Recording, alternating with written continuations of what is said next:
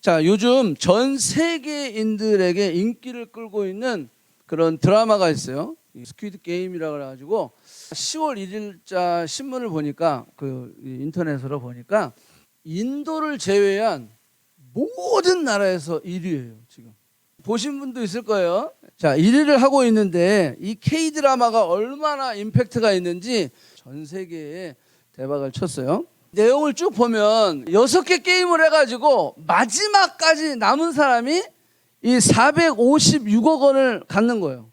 자, 문제는 게임을 지면 죽어야 돼요. 지면 끝나는 게 아니라 게임에 지면 바로 죽습니다. 그냥 총으로 쏴버려요. 좀 잔인한 것이 있어요. 자, 어쨌거나 돈과 목숨을 바꾸는 게임입니다. 근데 이 게임에 절실함이 있는 사람들만 모여 있어요. 456명이 다 부도가 나고 뭐 빛이 지고 뭐 빚쟁이들이 쫓아다니고 하여간 엄청난 사람들이 다 456명이 모여가지고 머리당 1억씩이에요. 그래서 6개 게임을 통해서 최후의 승자가 한 명이 다 갖는 거예요. 독식을 하는 거예요, 독식을. 근데 이 게임들이 되게 옛날 우리가 어렸을 때에서 했던 그런 게임들이에요. 처음에는 딱지치기를 해가지고 사람을 뽑아요. 그리고 나서 첫 번째 이제 본 게임에 들어가서 했던 게임이 무궁화꽃이 피었습니다를 해요. 그리고 뭐 달고나, 뭐 줄다리기, 그 다음에 구슬치기, 그 다음에 징검다리 건너기, 그리고 마지막 게임이 오징어 게임이라고 해요. 오징어 게임. 저도 어렸을 때 굉장히 많이 했던 게임인데 한 가지 제가 솔직히 술래잡기를 왜 안 하지? 그 생각이 됐어요. 잡히면 싸고 이렇게 해가지고 근데 술래잡기는 안 하더라고요. 그래서 왜 술래잡기를 안 할까? 그래서 이 시즌 2에 혹시 나오지 않을까 이렇게 생각을 해요. 또 하나는 말뚝박기를 안 하더라고요. 말뚝박기 압니까? 우리 영선이 크득크득 이 말뚝박기 난리 나죠, 그죠? 안 하더라고요. 그래서 시즌 2를 기대해 보세요. 혹시 제가 예언을 했을 수도 있어요. 자, 제가 무슨 얘기를 좀 하고 싶으냐면 이 오징어 게임이 참 옛날 게임을 통해서 이게 어떻게 세계인들의 그런 마음을 자극을 해서 지금 엄청난 센세이션을 일으키고 있는데 제가 옛날 게임 하면서 숨바꼭질을 생각을 했어요. 숨바꼭질을 여러분들 다 해보셨을 거예요. 지금도 우리 애들이 하이드앤시크를 하고 있는데 숨바꼭질을 하면 진짜 잘 숨어서 안 걸리는 게 목적이에요. 그죠? 잘 숨어야 돼. 그래서 진짜 잘 숨어. 근데 잘 숨었는데 너무 잘 숨어서 아무도 못 찾아내는 거야. 아무리 기다려도 나를 찾으러 오질 않아. 어쩔 때는 깜빡 졸기도 해요. 그래가지고 왜 나를 찾아오지 않나? 나중에 시간이 흐르면 나중에 어떻게 되냐면 제발 나 좀 찾아주라. 이런 게 생기거든요. 그래서 막 밖으로 나옵니다. 이렇게 나와서 아니 왜 나를 못 찾지? 이걸 못 찾아? 막 이러면서 밖에 막 나와. 그리고 발자국 소리가 나면 또 숨어요. 또 숨어요. 잡히지 않아야 되니까. 그래야 이기는 게임이니까. 심지어는 그러다가 애들이요 지들끼리 놀다 가요. 그리고 나는 이렇게 깜깜해지고 나와가지고 이것들 다 어디 갔어? 그러면서 막 열받기도 하고. 여러분들 이 게임의 목적이 숨는 건데 숨는 것을 너무 잘 숨어가지고 오래 시간이 흐르면 누군가 나를 찾아주기를 원하는 마음이 생겨요. 죄가 그래요. 죄를 지으면 내가 죄를 짓죠. 내가 죄를 짓는데 결국 이 죄가 반복되다 보면 어떻게 되냐면 죄가 나를 끌고 다녀요. 내가 컨트롤이 안 되는 거예요. 왜? 어딕트 되다 보니까 중독이 되다 보니까 내가 끊을 수가 없는 거야. 이 죄가 나를 끌고 다녀요. 그래서 내가 죄를 지었는데 죄가 나를 끌고 다녀서 결국은 그 죄로 인해서 내가 마음이 너무 상한 심령이 돼버린단 말이야. 그래서 어떤 생각이 드냐면 끊어지질 않으니까 끊고 싶은데도 끊어지질 않으니까 제발 누군가 나를 이 죄를 내가 이 숨겨있는 이 죄가 발각되어서 들켜서 차라리 창피하고 모욕감을 받을지라도 차라리 들켰으면 하는 마음이 생긴다니까요.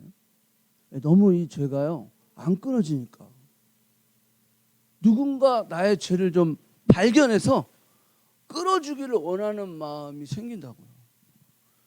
이 숨바꼭질하고 죄하고요 이런 속성이 있어요.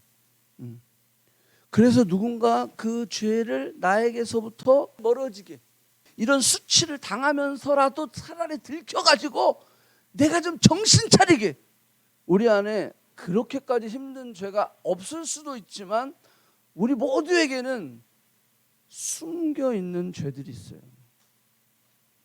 알아요. 이 죄 때문에 내가 신앙이 성장이 안 하는 거를 알아요. 내가 이 죄 때문에 자꾸 내가 바른 판단을 못하는 것들, 내 안에 있는 욕심과 내 안에 있는 야망과 내 안에 있는 내가 만든 그 꿈 때문에, 아니면 내가 이 죄로 인해서 왔던 안 좋은 습관들이 내가 스스로 고칠 수가 없는 거죠. 그래서 막 그런 우리 안에 그런 막 마음들이 있어요. 이 죄로부터 벗어나고 싶다라는 생각들. 오늘은 회개의 축복이라고 하는, 또 고백의 축복이라고 하는 제목으로 회개와 고백이 주는 축복을 좀 나누려고 합니다. 오늘의 주인공은 요나입니다. 요나. 자, 요나의 진정한 회개를 통해서 어떤 축복을 요나가 얻을 수 있었는지 한번 오늘 말씀을 중심으로 해서 한번 좀 생각을 해보려고 해요. 자, 한 마을에 최고의 부잣집이 있었어요. 근데 이 부잣집 대감님은요, 제일 아끼는 국보 1호가 있었어요. 그게 뭐냐면 고려 청자예요. 아무도 못 만지게 하고 그냥 자신이 매일 그거를 아끼고 닦고 막 금이야 억이야 막, 아무도, 와이프도 자식들도 이거는 건들 수가 없는 거야. 자, 그걸 너무 아끼는 게 있었는데 그걸 누가 깼냐면 아들이 깼어요. 아들이 실수로 그 고려 청자를 깬 거야. 그러니까 이 아들이 아빠가 얼마나 이것을 중요하게 생각한 거 아니까 안절부절해 갖고 막 큰일 났다, 이제 큰일 났다, 아버지는 난 죽었다 그러는데, 그거를 이 아들의 몸종인 돌쇠가 본 거야. 이름이 좀 그렇죠, 돌쇠. 자, 어쨌거나 이 몸종이 이걸 봤어. 그냥 이 아들이 막 뭐 어쩔 줄 몰라 하니까, 도련님 제가 해결하겠습니다. 그러면서 뭐냐면, 도련님은 오늘 이 방에 안 들어온 겁니다. 도련님이 이걸 깬 게 아닙니다. 도련님, 오늘 도둑이 우리 집에 들어온 겁니다. 그래가지고 걱정하지 말라고 이 몸종 돌쇠가 책임지겠습니다. 그런 거야. 그래가지고요, 고려 청자를 싹 없애버렸어요. 다 숨겨버렸어요. 대감님이 집에로 오니까는요, 대감님 큰일 났다고 집에 도둑이 들어가지고 고려 청자를 훔쳐갔습니다. 아니나 달라요. 거의 뚜껑이 열리시면서 막 그냥 욕을 해대면서 어떤 막 그러면서 모든 사람들을 다 동원해서, 그 식솔들을 다 동원해가지고 범인을 찾아라, 도둑놈을 찾아라, 찾는 자에게는 내가 만냥을 준다 했어요. 만냥은 한 1억 정도 돼요. 만냥을 주겠다라고 딱 얘기한 거야. 그 얘기를 듣자마자 이 돌쇠의 마음이 변하기 시작했어요. 만냥? 만냥? 그래가지고요, 이 돌쇠가 도련님한테 딜을 하는 거예요. 도련님, 만냥이랍니다. 만냥, 그치? 만냥이라니까요. 내가 도련님을 이렇게 숨겨드렸는데 이거 내가 말하면 도련님 큰일 납니다. 그래서 내가 만냥은 못 받아도 도련님이 앞으로 내가 시키는 대로 다 해야 됩니다. 그런 거야. 그래가지고 이 도련님이요, 말만 안 하면 내가 네가 하라는 대로 다 할게 그런 거야. 다 할게 그런 거야.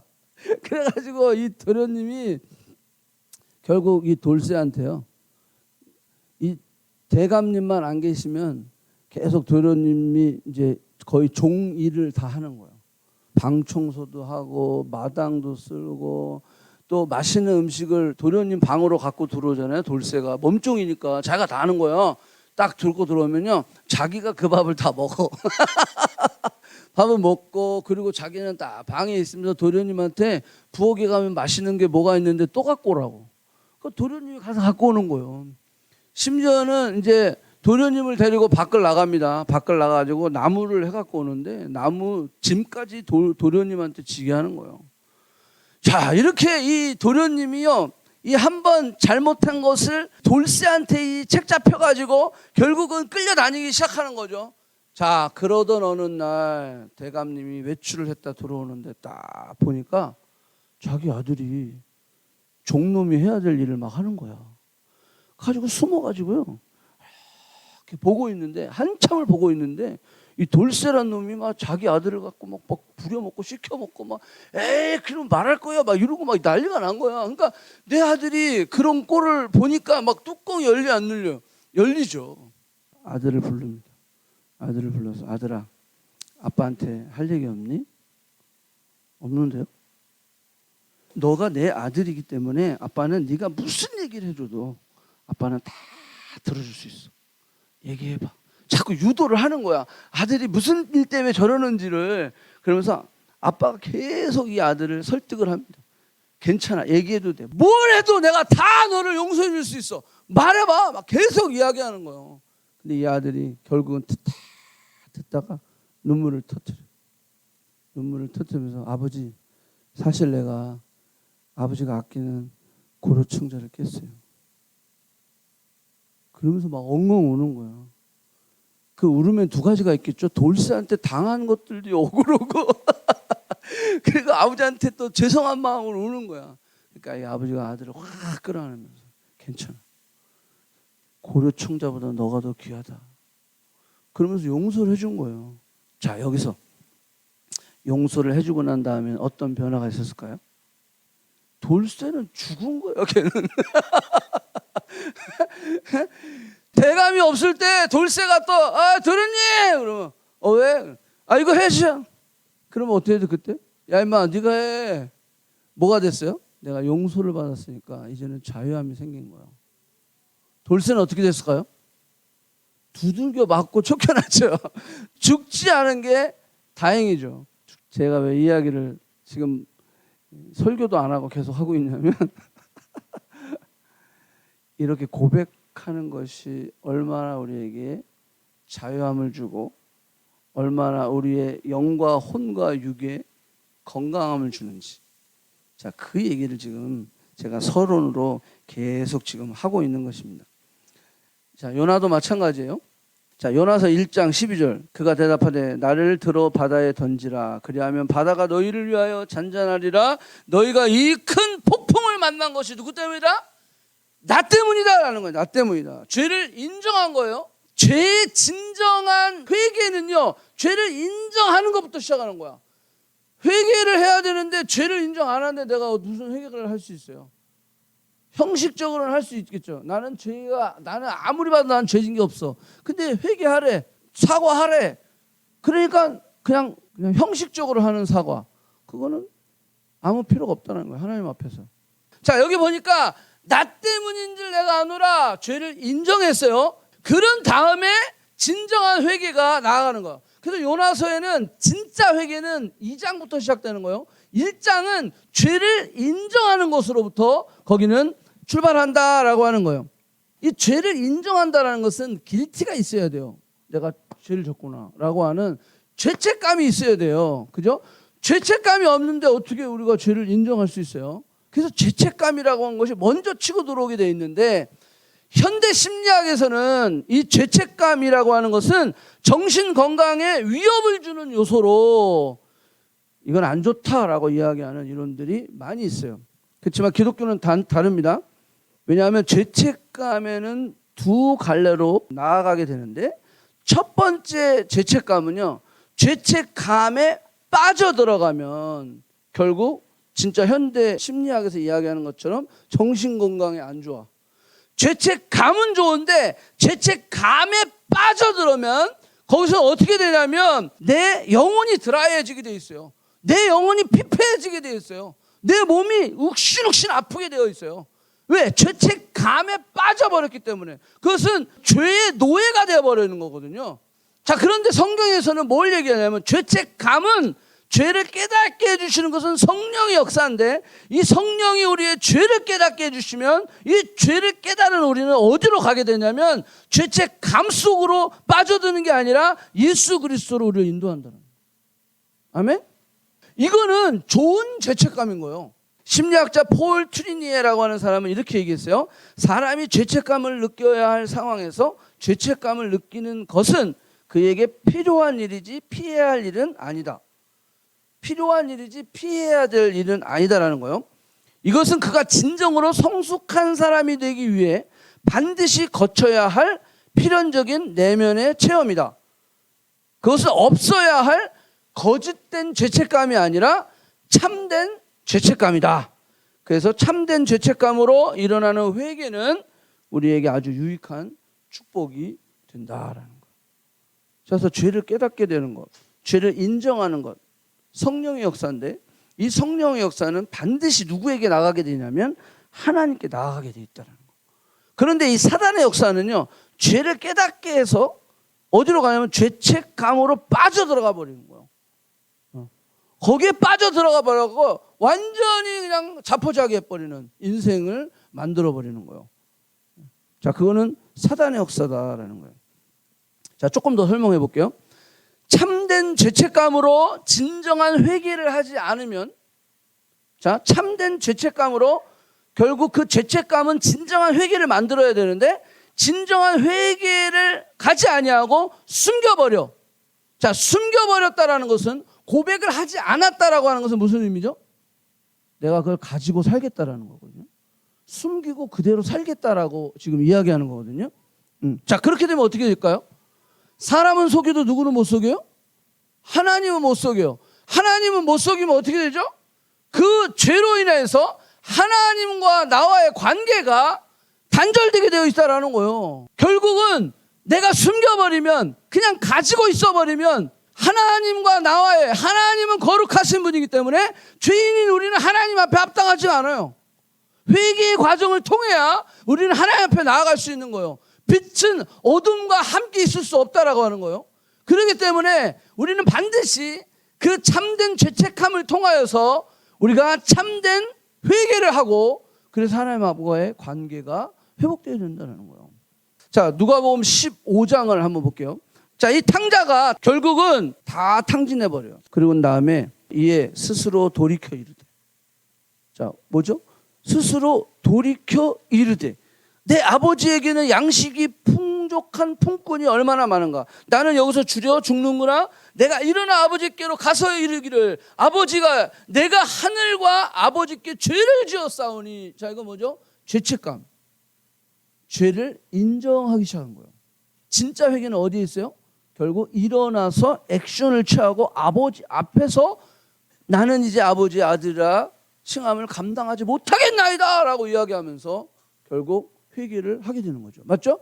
자, 진정한 회개에 앞서 뭐가 이루어지냐면 죄를 인정해야 되는 거야. 깨달음이 있어야 돼요. 죄책감이 내 안에 들어와야 돼요. 그래야 내가 진정한 회개의 방법으로 나아갈 수 있다라고 하는 거예요. 이 단계가 탕자의 비유에서도 그대로 나와 있는 것들을 우리가 볼 수가 있어요. 그러니까 탕자의 회개와 요나의 회개를 보면 공통점이 많이 있어요. 자, 첫 번째, 회개의 축복. 첫 번째는 자신을 살리게 한다. 진정한 회개는 나를 살리는데, 첫째는 내 영혼을 살리게 되는 거예요. 세례 요한이 뭐라고 얘기했어요? 예, 회개하라, 천국이 가까웠다라고 선포하고 있는 거예요. 회개하라, 천국이 가까웠다. 그 다음에 예수님도 말씀하셨어요. 마가복음 1장 15절에 때가 찼고 하나님의 나라가 가까웠으니 회개하고 복음을 믿으라. 누가 한 말이에요? 예수님 말씀하신 거예요. 자, 베드로도 얘기했어요. 사도행전 2장에서 38절에 베드로가 이르되 너희가 뭐하라고? 회개하여 각각 예수 그리스도 이름으로 세례를 받고 죄사함을 받으라. 그리하면 성령을 선물로 받으리라. 자, 구원에 이르는. 그러니까 자, 회개의 가장 큰 축복은 나 자신을 살리는 건데, 그것은 구원에 이르게 하는 거예요. 영원한 생명을 얻게 된다라고 하는 거예요. 형벌에서, 저주에서, 지옥에서 하나님의 축복으로, 생명으로 그다음에 하늘나라로 우리가 바뀌게 되는 거. 자, 이게 회개가 주는 가장 큰 축복이에요. 또 하나 우리가 알아야 될 것은 마음과 생각과 우리의 몸을 살리게 된다. 아까도 그렇죠? 종에 의해서 끌려다녔던 이 아들이 진정한 고백을 통하여서 마음과 몸과 모든 것이 막 풀이 자유하게 되는 거예요. 자, 이게 회개가 주는 또 축복이다라고 하는 거예요. 자, 요나가 만약에 끝내 회개하지 않았다면 어떻게 될까? 나도 죽고 선장도 죽고 선원도 죽고 배에 탄 사람도 다 죽는 거예요.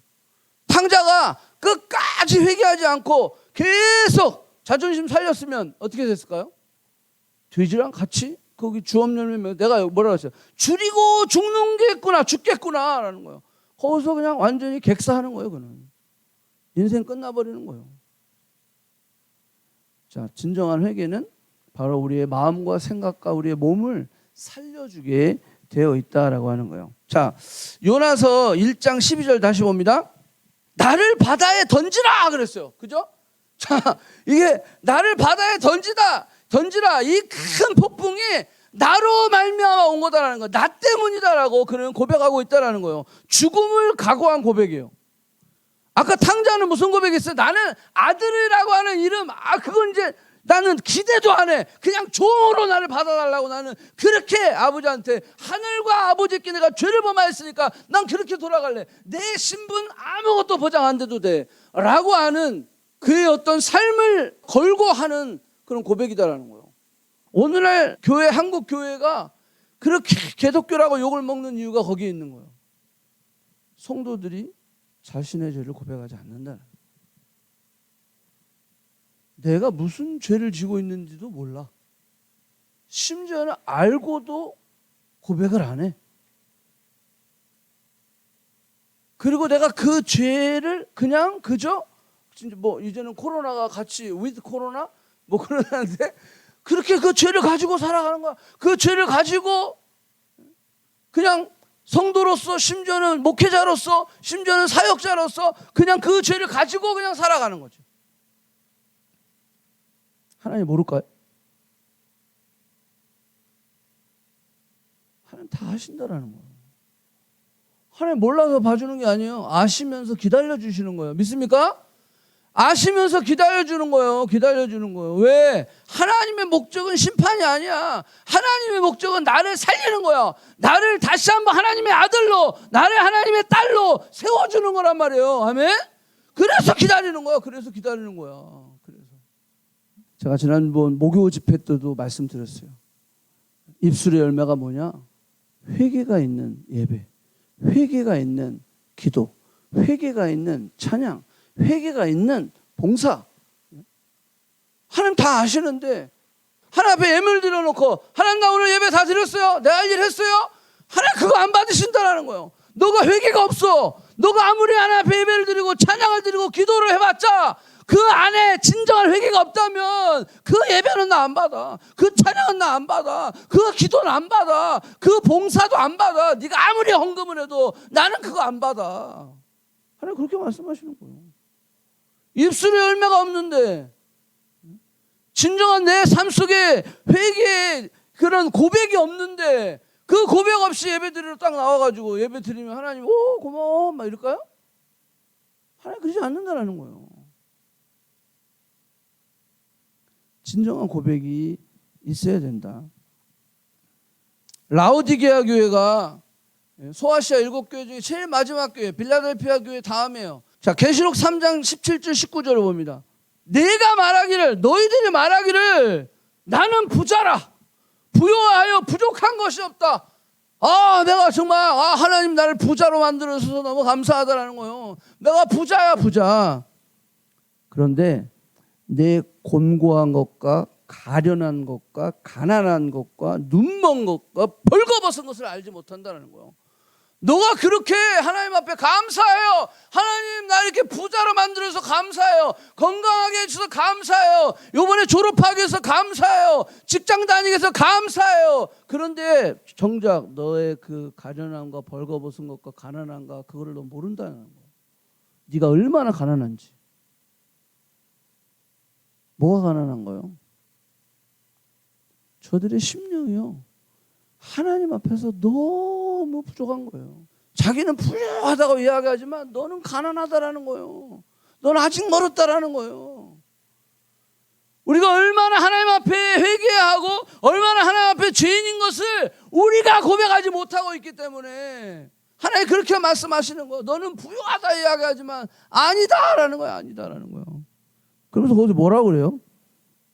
내가 너에게 권하노니 내게서 불로 연단한 금을 사서 부유하게 되라. 부유하게 되는 게 돈 때문에 부유한 게 아니라 불로 연단한 금을 사야 부유하다라는 거예요. 여기 불로 연단한 금이 뭐예요? 믿음이에요. 믿음. 믿음이 없이는 너가 부유하지 않다라고 하는 거예요. 돈만 있으면 부유한 게 아니라 믿음이 있어야 된다라는 거예요. 그 믿음을 가지고 너가 부유하게 된다라는 거예요. 흰옷을 사서 입으라라는 거예요. 너는 벌거벗고 있다라는 거예요. 너는 창피한지도 모르고 있다라는 거예요. 지금 다 벗고 있는데 그 창피한 것도 모르고 내가 막 이런 흰옷을 사서 입으라라는 거예요.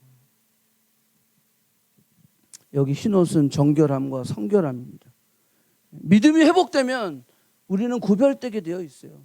거룩한 삶을 살게 되어 있어요. 정결하고 선결하게 되게 되어 있어요. 그러니까 이제 불로 연단한 금을 사고 믿음이 회복되면 이제는 흰옷을 사는 거야. 이제는 우리의 삶 속에 거룩이 되는 거야. 우리의 삶 속에 정결하고 성결함이 이루어지는 거야. 믿음이 전제가 되면 이제 흰옷을 사서 입어서 제발 너의 창피를 수치를 가리라라고 하는 거예요.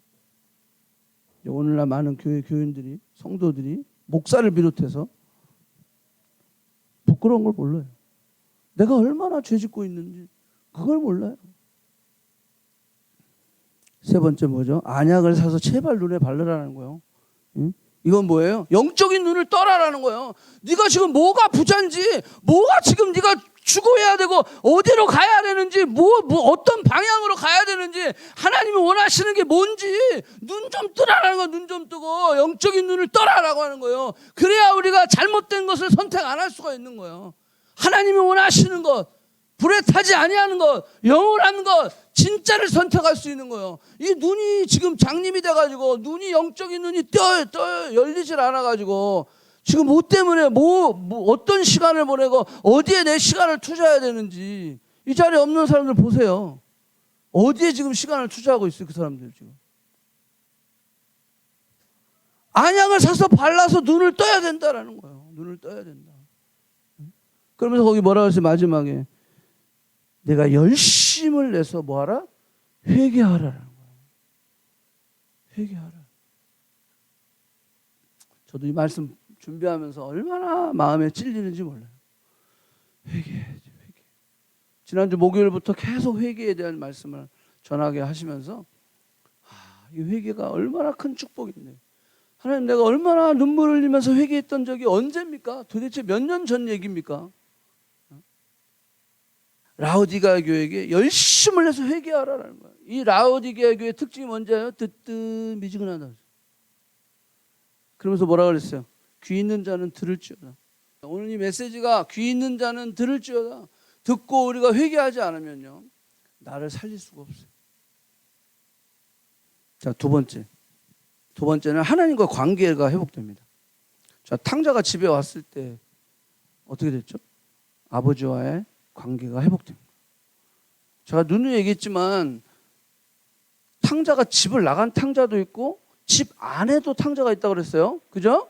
이거는 장소적인 문제가 아니에요. 오늘날 이 교회 안에 지금 예배드리고 있으면서도 탕자가 있다니까? 교회 밖에도 탕자가 있지만 교회 안에도 탕자가 있다라는 거예요. 이게 더 답답한 거예요. 이게 더 답답한 거예요. 이게 해결이 안 되면 나는 교회에 신앙생활 하고 있는데 난 탕자야. 그러면 빨리 하나님과 관계가 회복돼야 돼. 하나님과 관계가 회복돼서 관계가 인티머시, 친밀함 가운데 들어가야 된다는 거예요. 그래야 하나님의 축복이, 하나님의 풍성함이 우리를 통해서 흘러나가는 거예요. 이게 단절이 됐는데 어떻게 하나님의 풍성함이 내게 흘러와요? 이게 회복돼야죠. 자, 밖에 나간 탕자는 우리가 잘 알아요. 자, 집에 있는 탕자를 한번 생각해 봅시다. 자, 우리 여기 집에 다 있으니까, 교회 다 오고 있으니까. 자, 집에 있는 탕자는 뭔가 한번 보세요. 자, 누가복음 15장 25절. 맏아들은 밭에 있다가 돌아왔어요. 가까이 왔을 때 풍악과 춤추는 소리가 났어요. 26절. 한 종을 불러 이르되 뭔 일이야? 그랬더니 그 종이 뭐라고 했어요? 대답하되 당신의 동생이 돌아왔음에 당신의 아버지가 건강한 그를 다시 맞아들이게 함으로써 인하여 살찐 송아지를 잡았나이다 그랬어요. 그 다음에 28절 보세요. 그가 노하여. 자, 이게 다르죠? 자, 탕자의 특징. 자, 여러분들 당신의 동생이 돌아왔습니다. 그러면 이야 죽다 살아온 동생이 돌아왔구나 라고 반응을 해야 되겠죠. 자, 그런데 여기 어떤 반응에서 노하여 들어가고자 하지 아니하거늘. 그래서 어떻게 해서 아버지가 나왔어요. 심지어는 아버지가 나와서 권했어. 그런데도 안 들어가. 자, 그 원인이 여기 있어요. 29절 보세요. 내가 여러 해 아버지를 섬겨 명을 어김이 없거늘. 자, 여기 내가 여러 해 아버지를 섬겨. 여기에 보면 slaving for you라고 영어로 되어 있어요. slaving for you가 뭐야? 내가 아들인데 아버지한테 slaving for you가 된 거야. 그러니까 이 사람은 교회에 나와 있는데 이 교회에 나와 있는 게 내가 아들로서 자녀로서 예배드리는 게 아니라 나는 종교인으로서 예배드리는 거야. 내가 교회 와서 예배 안 드리면 내가 망할 것 같고, 예배 안 드리면 내가 막 하나님 앞에 막 그냥 막 심판받을 것 같고, 무섭고, 막 그냥 어떤 종교적 열심이지. 나는 하나님의 자녀, 나는 하나님의 아들, 나는 하나님의 딸. 그 딸로서, 아들로서 예배하고, 내가 하나님 앞에 찬양하고, 하나님 앞에 물질로 드리고, 헌신하는 게 아니라 습관적으로 하는 거예요. 어렸을 때부터 했으니까. 교회 안 가면 찝찝하고, slaving for you라는 게 그거예요. 내가 종교적인 열심으로 교회 다니는 거야. 그냥 형식적으로 다니는 거야. 그냥 어떤 내가 아이덴티티 정체성은 하나도 없어. 그냥. 그러니까 이 아들이 집에 있는 탕자라. 집에 있었는데 이 아들의 생각에는 무슨 생각이었어요? 내가 아버지에게 slaving for you, 아들이 종으로서의 그런 삶을 살았다라는 거예요. 그러니까 뭐 맨날 뭐라는 생각을 했겠어요? 아버지는 나를 위해서 뭐 이것도 안 해주고 친구를 위해서 뭐 이것도 안 해주면서. 그러니까 아버지가 뭐래요? 야 아들아, 너는 항상 나와 함께 있으니 내 것이 다 네 것이다. 그 말이 뭐예요? 내가 아버지가 너와 자식인데 너는 항상 나와 함께 있는데 내게 다 너 거야. 이 민추야. 제발 너와 나 사이가 주인과 종의 사이가 아니라 아버지와 아들 사이다. 좀 제발 깨달아라. 그 얘기하는 거예요. 그 얘기. 30절 한번 볼게요. 30절. 아버지가 아버지의 살림을 창녀와 함께 삼켜버린 이 아들이 돌아오매. 이렇게 죠. 원어와 영어로 보면 뭐라면 your son이라고 얘기해요. your son. 근데 아버지는 뭐라고 했냐면 no! 그거는 그냥 내 아들이 아니라 your brothers 이렇게 얘기하는 거야. 이게 무슨 말이야? 나와 너와 탕자 네 동생은 뭐다? 패밀리다라는 거야. 패밀리다. 근데 이 형은 이 탕자놈 나쁜 놈 재산을 가지고 간 놈, 그놈은 나랑 남인 거예요. 남인 거. 우리 교회 안에도 우리가 패밀리다. 하나님과 나와의 아버지와 자식, 우리와 우리 사이가 가족이다. 근데 뭐가 그 사이를 쫙 금가게 하는지 아세요? 우리 안에 있는 정체성이 그걸 만들어버리는 거예요. 제가 그때도 얘기했죠. 9시에 종을 부르고 12시에 종을 부르고 3시에 종을 부르고 6시까지 일하는데 5시에 또 종을 불렀어. 그런데 한 데나리온씩 다 준다 그랬거든. 근데 6시에 종으로 부르는데 1시간밖에 일 안 했는데 한 데나리온을 줬어. 그러면 이네 자매 내가 9시부터 일했거든.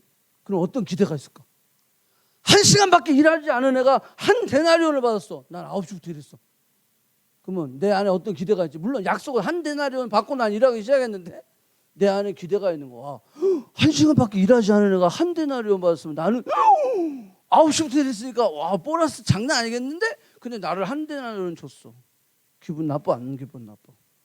쟤는 1시간 일했고 나는 9시간 일했는데 나는 왜 한 데나리온 주지? 그래서 컴플레인 했어요. 그때 주인이 뭐라 했어요? 내가 너한테 한 데나리온을 약속했지 않았느냐. 주인이 한 데나리온 줄 수 있는 권한이 내게 있다라고 얘기하는 거예요. 자, 근데 여기 함정이 있어요. 뭐냐 하면 그 5시에 온 애가 하영이야. 동생 하영이야. 그러면 주인한테 대들겠어요? 감사하겠어요? 그렇지. 주인한테 감사한 거야. 내 동생이 5시까지 놀고 있었어. 근데 그게 논 게 아니야. 안 데리고 가서 아무도. 일하고 싶어서 동생도 9시에 나왔는데 아무도 안 데리고 간 거야. 그냥 5시까지 그냥 실업자로 있었어.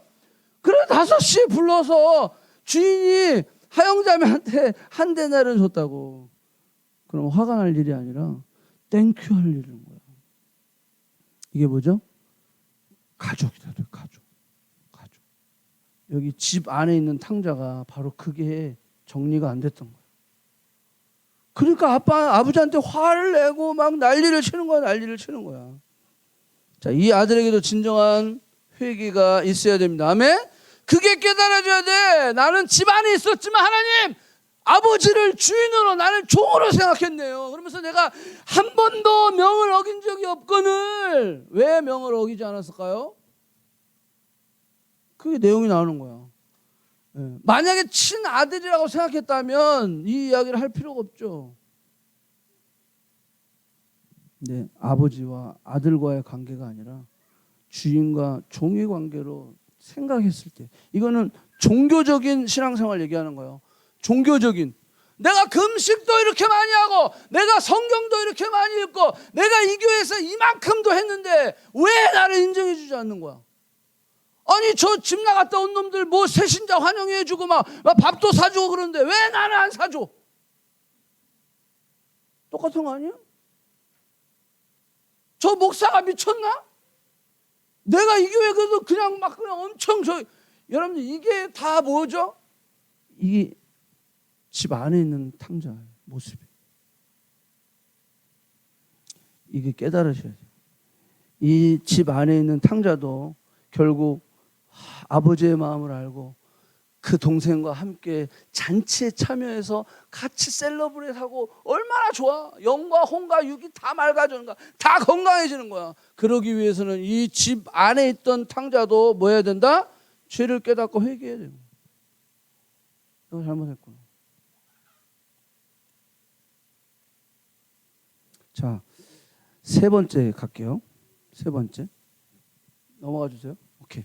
3번째는 우리가 진정한 회개가 주는 축복은 뭐냐면 이웃을 살게 합니다. 14절 보겠습니다. 14절 요나서 1장 14절 우리가 여호와께 부르짖어 이르되 여호와여 구하고 구하오니 이 사람의 생명 때문에 우리를 멸망시키지 마옵소서. 무지한 피를 우리에게 돌리지 마옵소서. 주 여호와께서는 주의 뜻대로 행하심이니이다 하고. 자, 그 뒤에는 좀 생략하고요. 자, 이 사람들이 전에는 누구에게 기도했던 사람이에요? 네? 지금 이 기도했던 사람, 지금 이 기도한 사람이 전에는 누구에게 기도했어요? 5절 보세요, 빨리. 1장 5절. 누구에게 기도했어요? 사공들이 두려워요. 각각 자기의 신을 부르고 각각 자기의 신을 불렀던 사람이야. 각각 자기가 믿는 신들을 막 불렀던 사람이야. 그런데 지금 어떻게 됐어요? 여호와 하나님께 기도하기 시작하는 거야. 이거 엄청난 거죠. 내가 진정으로 하나님 앞에 죄를 회개하고 고백하니까 어떤 역사가 일어나면 사람들이, 주변에 있는 사람, 이웃들이 구원되어지는, 살아나는 역사가 일어난다는 거예요. 그들에게 복음이 증거되는 역사가 일어난다라고 하는 거예요. 여기 보니까 배를 가볍게 했다라고 하는 거예요. 물건들을 막, 여러분들 이 사람들은 물건으로 팔아갖고 먹고 사는 사람들이에요. 그죠? 근데 그 물건을 다 버려. 왜? 목숨이 더 중요하지 물건이 더 중요해. 그죠? 예? 그걸 다 버려. 자기의 방법으로 뭔가 해결해 보려고 살아보려고 애를 써봤지만 안 되는 거예요. 왜? 이 키를 누가 잡고 있어요?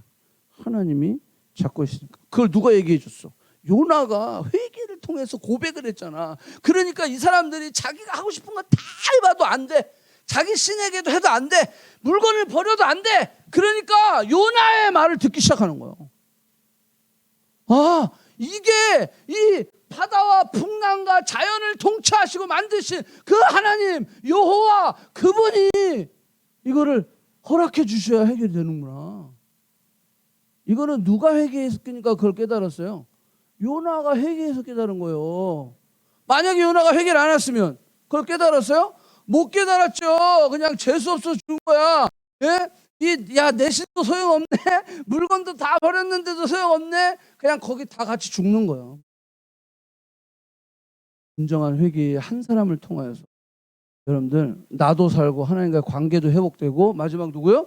이웃을 살리게 되는 거예요. 아멘? 여러분들 우리가 그럴 수 있는 존재예요. 왜? 내가 믿는 하나님은 진짜니까. 예, 내가 믿는 하나님이 모든 것을 통치하시고 다스리신 하나님입니다. 그러니까 우리는요 그런 고백을 통해서 우리 이웃을 살릴 수 있는 거다라고 하는 거예요. 아멘? 아멘. 아멘. 자, 하나만 더 하고 마칠게요. 자, 마지막은 하나님을 높이는 축복입니다. 자, 결국 누가 높임을 받았어요? 하나님께서 높임을 받았다. 자, 질문. 여기 회개가 있고 여기 은폐가 있어요. 회개, 은폐. 숨기는 거예요. 그죠? 세상 사람들은 뭐라고 얘기하냐면 숨겨야 너도 살고 네 가정도 살고 너 교회도 살고 너 사회도 살릴 수 있다라고 그들은 이야기해요. 숨겨야 된다라고 이야기해 세상은. 성경은 뭐라고 얘기하냐면 회개해라라는 거예요. 회개해라. 네가 이것을 끄집어내야 된다라고 하는 거예요. 끄집어내서 물론 그것이 하나님께 대한 끄집어냄이 있고 사람에게 대해서 끄집어내 못 만날 상태라고 한다면 내가 하나님 앞에 그 관계에 대해서 회개하면 돼요. 그렇게 해서 하나님 앞에 내가 다 끄집어내야 돼. 다 토해내야 돼. 그랬을 때 나도 살리고 이웃도 살리고 영광을 돌릴 수 있는 복을 우리가 누릴 수 있다라고 하는 거예요. 만약에 요나가 죄를 은폐했을 때 어떻게 됐죠? 심지어 요나는 잤어.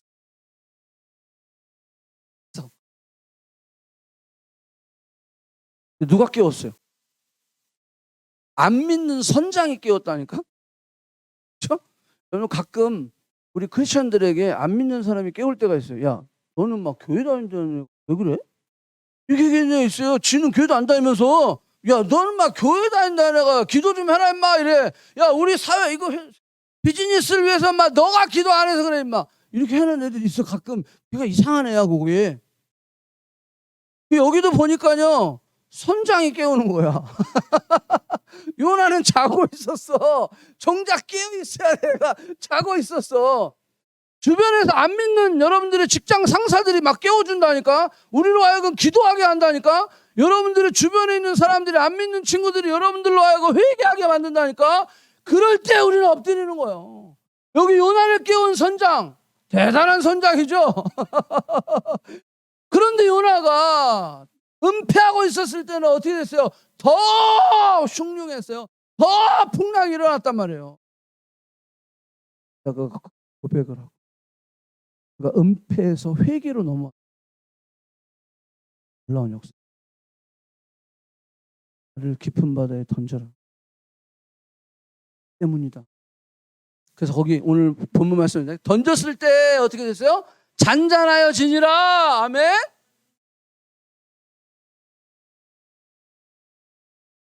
요나가 뭐 했겠어요? 그 안에 진정한 회개가 오니까 죽으면 죽어. 내가 죽어야 돼. 나 때문이야. 라고 결정을. 던져졌고 그랬을 때 어떻게 됐어요? 살려주셔서 세컨 찬스. 회복시켜 주시. 말씀을 우리가 마치려고 합니다. 우리가 참된 죄책감, 진정한 회개를 하고 입술의 열매를 하나님께 드릴 때 영과 혼과 육이 살아나게 돼요. 또 하나님과의 교제, 그다음에 하나님과 관계가 회복되고 깊어지게 되어 있어요. 그로 인해서 우리는 이웃에게 선한 영향력을 주게 되어 있어요. 그렇게 되면 어떻게 돼요? 우리가 하나님의 영광을